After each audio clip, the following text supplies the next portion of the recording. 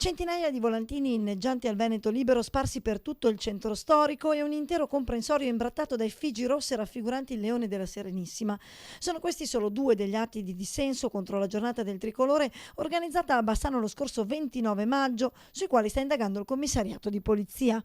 Atti contro i quali da oggi c'è anche una denuncia. Stamane mi sono recato in commissariato per sporgere formalmente denuncia e dare forza alle indagini che in maniera incommentabile stanno facendo la nostra Polizia di Stato nella speranza di poter individuare tutti i responsabili. So che un numero già sono stati identificati grazie anche alla visione delle telecamere e che poi ci sia una pena corretta e giusta per chi pensa di poter fare contestazione politica sgarrando dalle regole o addirittura imbrattando luoghi pubblici. Nessuna denuncia invece è stata depositata finora alle forze dell'ordine contro gli imbrattamenti ai pannelli del Tempio Ossario, neppure a seguito del voto unanime del Consiglio Comunale che impegna il Comune a costituirsi parte civile contro i responsabili del gesto. Aspettiamo che ci possa essere una denuncia perché sia il Comitato, sia le categorie economiche, sia anche il Comune con delibera all'unanimità del Consiglio Comunale hanno deciso di costituirsi parte civile. Quindi è solo questione di tempo. Mi auguro proprio di sì.